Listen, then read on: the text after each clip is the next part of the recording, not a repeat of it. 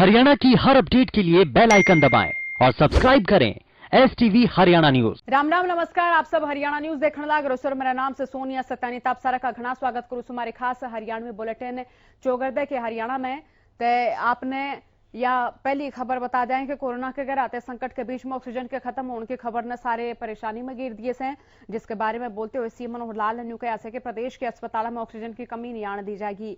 उन्होंने कहा कि पानीपत ऑक्सीजन प्लांट था हरियाणा और दिल्ली के अलावा कई राज्य तय दी जाने वाली आपूर्ति में कुछ कठिनाई आई थी, उसका समाधान कर लिया से।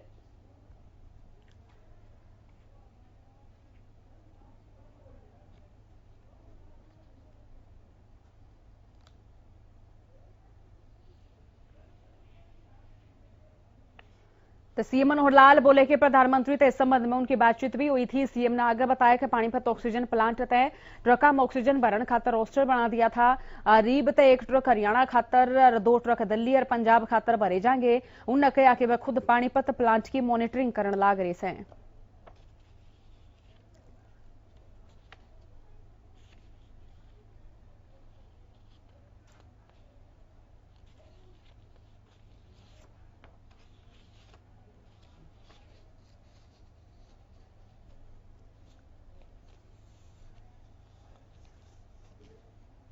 दो दिन से ऑक्सीजन की सप्लाई की कुछ कठिनाइयां, अव्यवस्थाएं ये देखने को मिली। हालांकि ऑक्सीजन कमी नहीं है, पर्याप्त मात्रा में अपने देश में, अपने प्रदेशों के आसपास क्षेत्रों में ऑक्सीजन की सप्लाई पर्याप्त है। लेकिन फिर भी उस व्यवस्था को ठीक करने के लिए कल 21 तारीख रात्रि से सब लोगों ने प्रयत्न करके उसको ठीक किया है और जहां जहां सप्लाई के सेंटर्स हैं वहां डायरेक्शन दे दी गई है कि किस प्रांत को कितनी सप्लाई करनी है और व्यवस्था से सब चीजें चल रही हैं। जहां तक हरियाणा की बात है, हमारे यहां 160 मीट्रिक टन की सप्लाई ये सुनिश्चित की।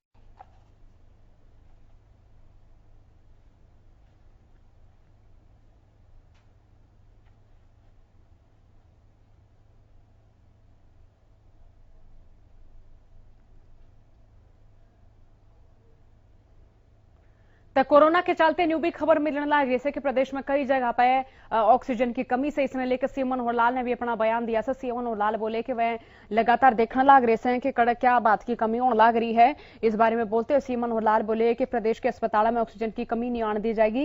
उन्होंने कहा कि पानीपत ऑक्सीजन प्लांट हरियाणा और दिल्ली के अलावा दूसरे राज्यों तक भी करी जाने वाली आपूर्ति में कुछ कठिनाई आई थी, अब उसका समाधान कर लिया। सीएम बोले कि प्रधानमंत्री तय इस संबंध में उनकी बातचीत भी हुई है। सीएम ने आगे बताया कि पानीपत ऑक्सीजन प्लांट तय ट्रका में ऑक्सीजन भरण खातर रोस्टर बना दिया से। ईब तय 1 ट्रक हरियाणा खातर और 2 ट्रक दिल्ली और पंजाब खातर भरी जाएंगे। वह बोले कि वह खुद पानीपत प्लांट की मॉनिटरिंग कर रही है। प्रिय मित्रों, जैसा हम जानते हैं कि कोरोना की दूसरी लहर इस समय चरम पर है। देश भर में जो कोविड के पॉजिटिव मरीज हैं उनकी संख्या बहुत बड़ी संख्या में बढ़ गई है। दिल्ली, हरियाणा, आसपास के प्रदेशों में यही स्थिति है। हालांकि हमारे सब कोरोना वॉरियर्स अपनी पूरी क्षमता के साथ सबकी सेवा कर रहे हैं और कोरोना से एक लड़ाई लड़ रहे हैं। 2 दिन से ऑक्सीजन की सप्लाई की कुछ कठिनाइयां, अव्यवस्थाएं ये देखने को मिली। हालांकि ऑक्सीजन कमी नहीं है, पर्याप्त मात्रा में अपने देश में, अपने प्रदेशों के आसपास क्षेत्रों में ऑक्सीजन की सप्लाई पर्याप्त है। लेकिन फिर भी उस व्यवस्था को ठीक करने के लिए कल 21 तारीख रात्रि से सब लोगों ने प्रयत्न करके उसको ठीक किया है और जहां जहां सप्लाई के सेंटर्स हैं वहां डायरेक्शन दे दी गई है कि किस प्रांत को कितनी सप्लाई करनी है और व्यवस्था से सब चीजें चल रही हैं। जहां तक हरियाणा की बात है, हमारे यहां 160 मीट्रिक टन की सप्लाई ये सुनिश्चित की गई है, जिसमें से 80 मीट्रिक टन हमें पानीपत से सप्लाई होगी, 25 मीट्रिक टन ये हमें रुड़की से सप्लाई होगी, 20 मीट्रिक टन बरोटीवाला से होगी, 20 मीट्रिक टन भिवाड़ी से होगी, 17 मिसलेनियस जगह से होगी। तो ऐसे 162 मीट्रिक टन हरियाणा को सप्लाई होनी है। दिल्ली की सप्लाई के भी कुल 12 स्टेशन हैं जहां 480 मीट्रिक टन जाने वाली है। हरियाणा में पानीपत की यदि बात करें तो 140 मीट्रिक टन दिल्ली को जाएगी, 80 मीट्रिक टन हरियाणा को मिलनी है और 20 मीट्रिक टन पंजाब को जाएगी। अगर मैं पिछले 24 घंटे की बात करता हूं तो इसमें से दिल्ली 226 मीट्रिक टन सप्लाई की जा चुकी है, पंजाब में भी 13 मीट्रिक टन गई है, हरियाणा में 87 मीट्रिक टन गई है। तो इसलिए जो 24 घंटे में जितनी सप्लाई ऑक्सीजन की होनी थी वो सब जगह पर्याप्त हुई है और आगे भी इस क्रम को बनाए रखेंगे।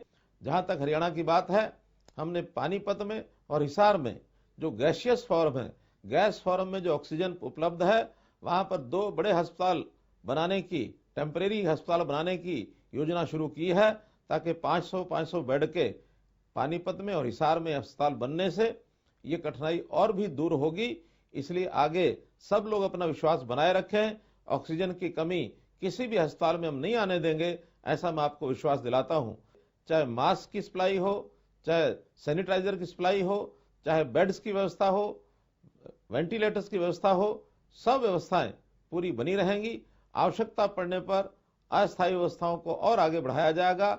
इस विश्वास के साथ मैं आपको भरोसा दिलाता हूं कि कोई चिंता न करें, केवल इतना ही ध्यान रखें कि जिस चीज की आवश्यकता है उसी को लेकर के आगे आएं।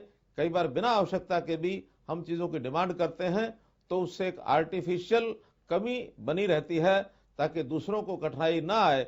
इसलिए डॉक्टर की सलाह पर ही सारे काम करें। कानून राज्य मंत्री ओपी यादव ने हरियाणा न्यूज तक खास बातचीत करी है, जिसमें उन्होंने वैक्सीन लेकर भी अपना बयान दिया है। उन्होंने कहा है कि प्रदेश में कोरोना का कहर जारी है। बताया कि सरकार ने हरिहर योजना की शुरुआत करी है। उन्होंने 25 साल की आयु तय के बालका का जो जिम्मा है वो भी सरकार लेवेगी। इसके अलावा कैंसर टीबी पीड़ित लोगों खातर सम्मान पेंशन योजना शुरू होगी।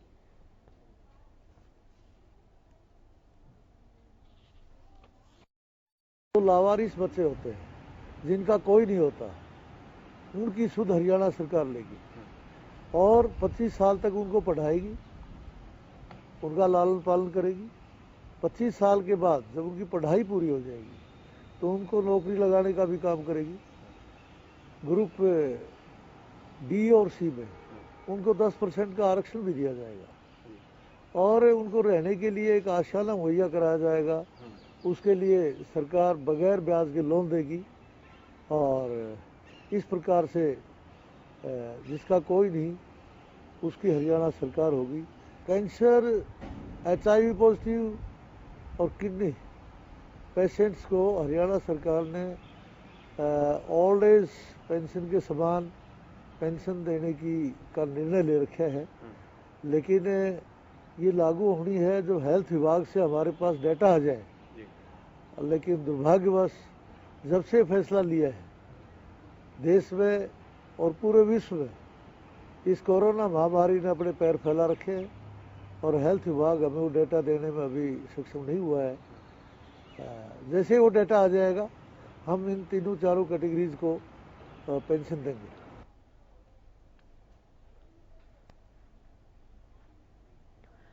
तो कोरोना के आंकड़े देश और प्रदेश में लगातार बढ़ते जाने लग रहे हैं। कई राज्य से भी से जड़ मरीजन ना तो ऑक्सीजन मिलने लग रही, ना तो मरीजा खातर बेड से, ना एक में दवाई से। इसी बीच अगर प्रदेश की बात करें तो प्रदेश में कई जगह आते हैं जो ऑक्सीजन टैंकर से वह भी चोरी हुई से, वैक्सीनेशन भी चोरी हुई से। तो इसे में इब जी ढाल प्रदेश में चौगर्दन, देश में भी चौगर्दन हाहाकार मचन लग रहा है। तो आपने इस रिपोर्ट में दिखावाएंगे कि के कीमत स्थिति से और सरकार के कीमत कदम ठान लग रही है।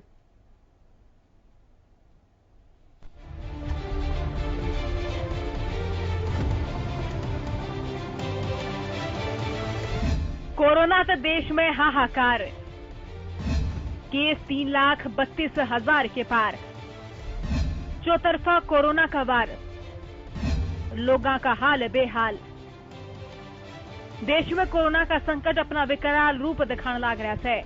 हर रोज देश भर में रिकॉर्ड तोड़ मामले सामने आ रहे हैं, जिसने लेकर केंद्र और राज्य सरकारें अपने अपने तरीके से कोरोना लॉक करने की कोशिश करने लग रही हैं। लेकिन हर रोज कोरोना के नए आंकड़े चिंता का विषय बन गए हैं। एक और बेकाबू कोरोना की रफ्तार तो दूसरी ओर देश के अलग अलग हिस्सों तक अस्पतालों में बेड्स की कमी की बात सामने आने लग रही है। देश में इस टाइम हालात बदतर बदतर हो गए हैं, जो 2020 से भी बुरा मंजर दिखा रहे हैं।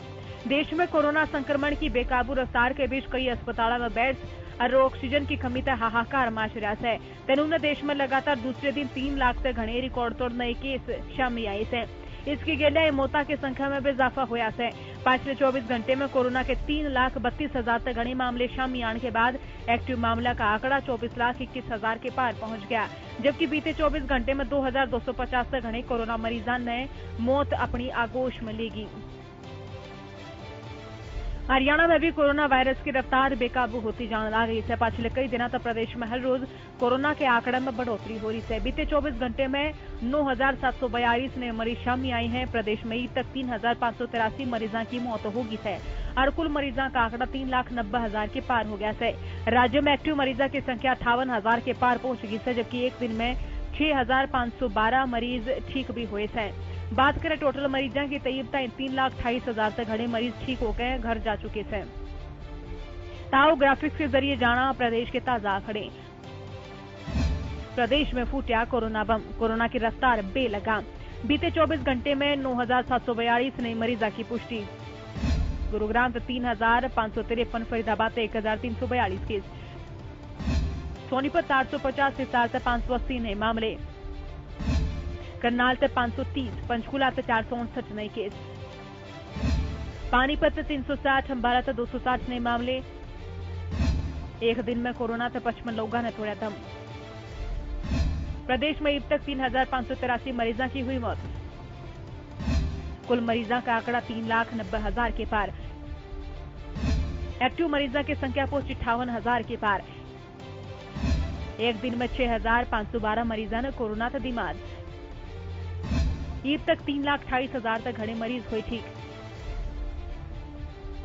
कानून दिल्ली में कोरोना ने अपने पिछले सारे रिकॉर्ड तोड़ दिए। देश की राजधानी में बीते 24 घंटे में 306 लोगों की जान कोरोना से चली गई। इसके गेले दिल्ली में कोरोना के कारण होने वाली मौतों का कुल आंकड़ा 13,193 पर पहुंच गया। दिल्ली में बीते 24 घंटे में 26,169 नए कोरोना के मामले सामने आए और इसके गेले दिल्ली में कुल कोरोना मरीजों का आंकड़ा 9,56,348 पर पहुंच गया है। देश कोरोना की नई लहर की चपेट में सरी हालात ऐसे बन गए हैं जिसमें महाराष्ट्र जैसे राज्य में लॉकडाउन की नौबत आ गई है।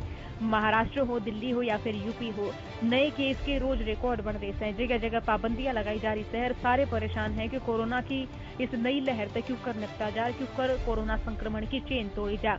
हर रोज रिकॉर्ड तोड़ मामले ने केंद्र राज्य सरकार की टेंशन बढ़ा दी है।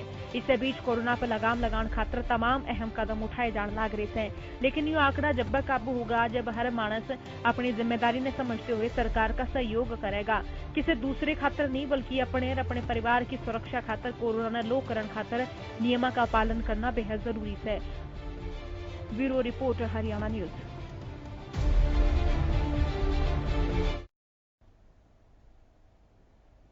तो कोरोना के बढ़ते आंकड़े देखते हुए प्रदेश सरकार ने प्रदेश में नाइट कर्फ्यू तो ला दिया था, लेकिन इससे बीच नाइट कर्फ्यू में भी कई और सख्ती बढ़ाई गई है। प्रदेश सरकार ने भीड़ वाले इलाके खातर नई गाइडलाइन लागू करी, जिसके तहत केवल भीड़ वाले इलाके में दुकान रोजाना 6 बजे तक बंद रहेंगी। आपने बता दें कि प्रदेश में नाइट कर्फ्यू का टाइम रात 10 बजे तक लेकर तड़के 5 बजे तक है, लेकिन भीड़ न रोकने खातर केवल भीड़ भाड़ वाले इलाके में दुकान जो है रोजाना 6 बजे तक बंद होंगी। ताकि मैं ग्राफिक्स दिखा दा नाइट कर्फ्यू की समय सीमा बढ़ाई गई सही नई गाइडलाइन से जो कि सारे दर्शक टाइम हम बतान लाग रहे सा। और आज शाम 6 बजे तक सारी दुकान बंद हो जाएंगी। आज शाम के टाइम में, सांझ के टाइम में 6 बजे तक सारी दुकान बंद हो जाएंगी और बंद हो भी गई होंगी क्योंकि 6 बज चुके से आप अपने लवा धो रहे जब बाहर लेकर के देखते होंगे तो सारी दुकान आपने बंद पावेंगी। केवल भीड़ वाले इलाके में यो 6 बजे तक कर्फ्यू लागू होगा, जड़े घनी भीड़ भाड़ रहे थे। लवा धो रखी जो दुकान से हो सके खुली भी पाजा गया, जरूरी जगह पे भीड़ जमा ना हुए। और इसके गले जो शराब के ठेके सब है भी 6 बजे बंद हो जाएंगे। जाते उड़े भी लोग बाग गणे हांडते दिखा से। एसडीएम की परमिशन के बगैर कोई भी कार्यक्रम नहीं होगा, चाहे ब्याह का कार्यक्रम हो, चाहे कोई और समारोह, चाहे धार्मिक कार्यक्रम हो। विभाग से जुड़े सारे महकमा में तबादले भी बंद कर दिए गए हैं, जिसका ट्रांसफर होना वो भी रोक दिया गया है। महकमा के सारे एसीएस निर्देश जारी कर दिए गए हैं कि किसी का अगर ट्रांसफर होता हो तो ट्रांसफर रोक दो। और नाइट कर्फ्यू की जो समय सीमा है वह भी बढ़ा दी गई है।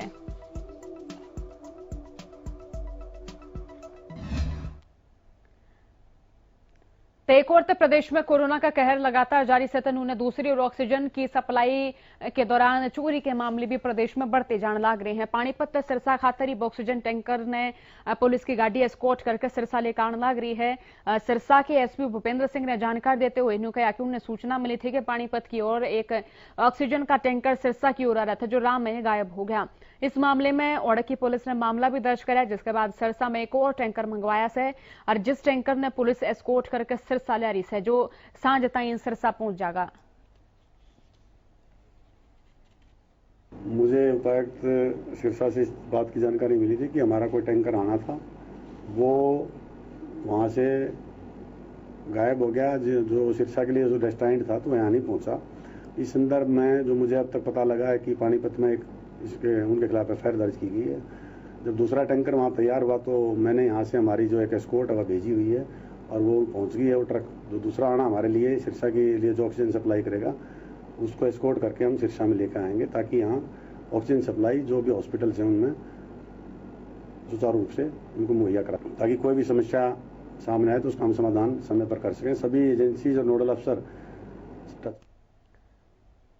तनूने देश प्रदेश में कोरोना का कहर लगातार जारी से ताबड़तोड़ आंकड़े बढ़ते जाने लग रहे थे। इस बीच जोरा किसी दूसरे राज्य ने जोड़े से उड़े पुलिस प्रशासन की मुस्तैदी भी बढ़ती हुई नजर आने लग रही है। और हरियाणा तक सटे दिल्ली में 6 दिन का लॉकडाउन भी ला दिया गया। दिल्ली ताण जाने वाले वाहना की प्रदेश में जगह जगह गहनता तक जांच भी करी जाने लग रही है। बावजूद इसके नजफगढ़ तक झज्जर आने वाले मार्ग पे काल ताई कोई पुलिसकर्मी मुस्तैद नहीं था, लेकिन हरियाणा न्यूज के खबर दिखाए जाने के बाद झज्जर पुलिस के आला अधिकारी पूरी ढाल तक मुस्तैद नजर आए और दिल्ली तक आने जाने वाले वाहना की गहनता तक जांच करी गई। बादली चौकी इंचार्ज सारे वाहना ने रोक के उन तय आने का कारण पूछने लग रहे थे। इसके साथ ही जरूरी कागजात चेक करने के बाद ही उन तय झज्जर में आने की अनुमति दी जा रही है।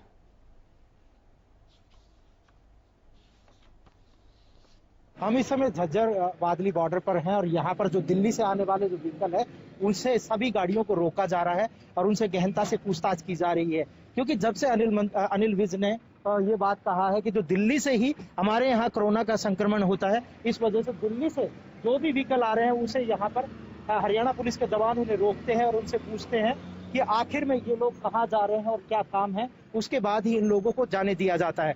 एसएचओ बादली खुद यहाँ पर खड़े होकर और उस चीज की लीड कर रहे हैं। बहुत कम चीजें देखने को मिलती है कि एक एसएचओ ग्राउंड पर उतरकर सभी चीजों को बारीकी से देखते हैं। एसएचओ बाबूलाल हमारे साथ है। जनाब, खुद ग्राउंड पर उतरकर किस चीज की मॉनिटरिंग की जा रही है और क्या क्या एहतियात इन लोगों को दिया जा रहा है? पब्लिक को अवेयर किया जा रहा है, मास्क का प्रयोग करें, सैनिटाइजर का यूज करें, सोशल डिस्टेंस मेंटेन करें और कोरोना महामारी से बचने के लिए अपने स्वयं उपाय ढूंढें। सभी चीजें प्रशासन में ना छोड़ें। इस प्रकार से लोगों को मोटिवेट किया जा रहा है। जी जी। जो दिल्ली से व्हीकल आ रहे हैं उनसे पूछा भी जा रहा है कि आखिर में आप लोग हरियाणा में किस वजह से, या कोई इस तरह की उनका कोई डाटा बनाया जा रहा है कि हरियाणा किस वजह से वो जा रहे हैं या हरियाणा के वो रहने वाले? अभी प्राइमरी तौर पर उनसे पूछा जा रहा है, किसी एसेंशियल काम से ही जा रहे हैं, अदरवाइज लोग अपना मूवमेंट बिल्कुल ही कम कर रहे हैं और वो नहीं जा रहे किसी बगैर वजह के कारण से। लेकिन जो किसी डॉक्टर के पास में या किसी एजुकेशनल पर्पज से या किसी बिजनेस पर्पज से जा रहे हैं उनसे पूछताछ करके भेजा जा रहा है। बाकी वो सारी गाइडलाइंस को फॉलो अप कर रहे हैं और जो फॉलो अप नहीं कर रहे हैं उनका बाकायदा चालान काटा जा रहा है मास्क का। साथ ही कुछ ही दूरी पर यहाँ पर किसान आंदोलन भी चला हुआ है। तो जिम्मेवारियां हैं जो लगातार बढ़ती जा रही है, लेकिन एसएचओ बाबूलाल उस जिम्मेवारी को बखूबी निभा रहे हैं। तनूने प्रदेश में नाइट कर्फ्यू भी ला दिया से। हर जिले के अधिकारी अपने अपने जिले में मुस्तैद नजर आने लग रहे, देखने लग रहे से नाइट कर्फ्यू के दौरान की डालकी की स्थिति देखने मिल रही है। तो इस दौरान देश में कोरोना महामारी के बीच में ऑक्सीजन की कालाबाजारी भी होने लग रही है। गुरुग्राम में सीएम फ्लाइंग की टीम ने ऑक्सीजन गैस की कालाबाजारी करने वाला शख्स गिरफ्तार कर लिया। आरोपी शख्स 50 किलो के ऑक्सीजन गैस के सिलेंडर 90,000 रुपये में बेचने लग रहा था। सीएम फ्लाइंग की टीम ने नकली ग्राहक बनकर आरोपी गिरफ्तार करा। टीम ने आरोपी गुरुग्राम के सेक्टर 39 स्थित आवास सोसाइटी फ्लैट मेंबर 102 तक गिरफ्तार करा। फिलहाल टीम मामले में लिप्त दूसरे आरोपियों की तलाश में जुट रही है। आरोपी अब तक कई ऑक्सीजन सिलेंडर भी बेच गया है। आरोपी ऑक्सीजन सिलेंडर ने ऊंचे दाम पर बेचा करे था।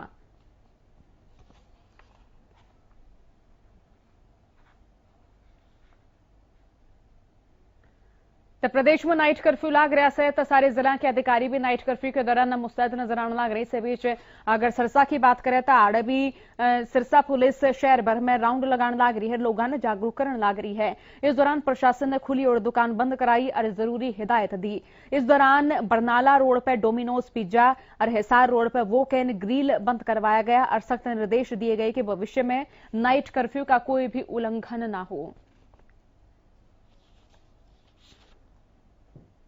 लोग इसमें पूरा सहयोग कर रहे हैं। 10 बजे से पहले पहले अपनी दुकानें बंद कर रहे हैं और आने जाने वाले भी बहुत कम संख्या में घूम रहे हैं।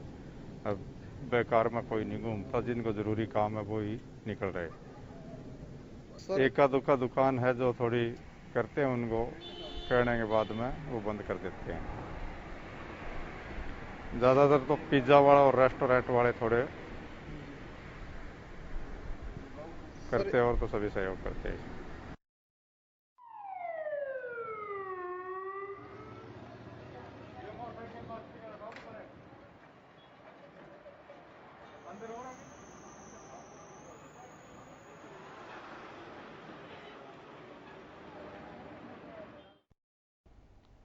तनुन्य प्रदेश में किसाना की जो फसल से वह भी खरीद की प्रक्रिया जो सवानुआ जारी से तो इससे बीच गुलाचिका में व्यापारी और किसाना ने सरकार और प्रशासन के खिलाफ जमकर नारेबाजी करी।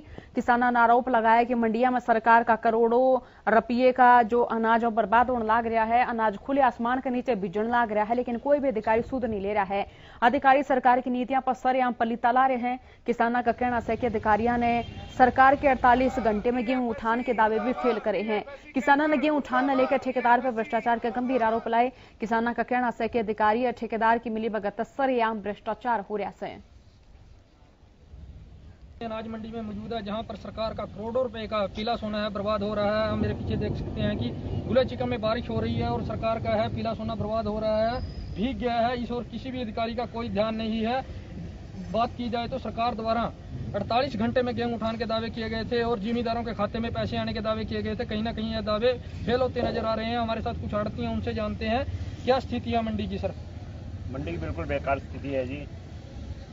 जिमीदारों के माल तला के चले गए हैं, सब माल अड्डों पे पड़े हैं, खुले माल पड़े हैं जी। सरकार का माल बिल्कुल खराब हो रहा है और सरकार कह रही है कि जब तक माल नहीं उठेगा तब तक पेमेंट नहीं आएगी।